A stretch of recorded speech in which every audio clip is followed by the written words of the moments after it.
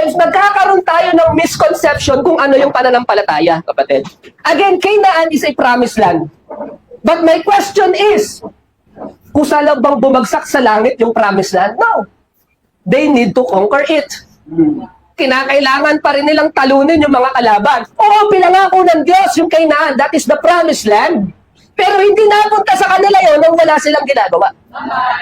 Kinakailangan pa rin nilang talunin yung mga kalaban. Kinakailangan pa rin nilang pasukin yung lugar. Kinakailangan pa rin nilang gumanap dun sa mga tungkulin na ibinigay sa kanila ng Diyos. Kaya lang, doon sa kanilang mga limitasyon, Diyos ang nagpuno sa mga limitasyon po na yun. Faith is not believing and yet doing nothing, kapatid. Tunay po na pananampalataya nagre-resulta ng aksyon sa mga buhay po natin.